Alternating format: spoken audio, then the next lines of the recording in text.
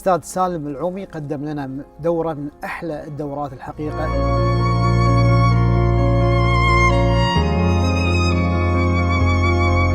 للأمانة أنا أشوف اليوم دورة ممتازة، دورة علمتنا شيء كثير عن النحل، وأنا أشكر عليها الأستاذ سالم العومي أبو عبد اللطيف لأنه كان هو المحضر في هذه الدورة، وأنا أشكره شكر جزيل مني ومن إخواني النحالين. شرح، تفاصيل، ومتعة وعسل. شوف شوف شوف شوف شوف شوف شوف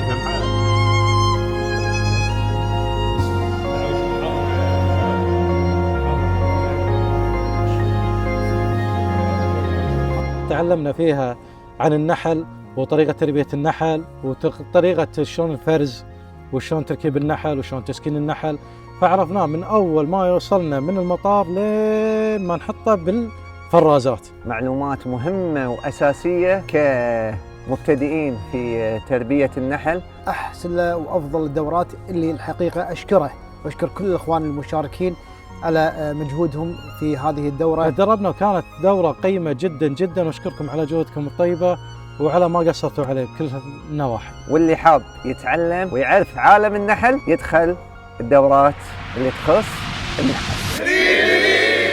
سعدت وتشرفت ان انا اقدم لكم هذه الدوره، فعلا سعيد وشفت السعاده بوجوهكم. احب اشكر اخواني اللي ساعدونا بالدوره، ومثل ما قلت اثناء الدوره تربيه النحل انت تتعلم بشكل يومي، يوميا نتعلم مثل كل شيء، مثل الطب، مثل الميكانيكا، سم اي مهنه او هوايه او كذا، تاكدوا ان انتم راح تتعلمون بشكل يومي. فلذلك انا احب اليوم كذلك اكرم اخواننا اللي ساعدونا في الدوره.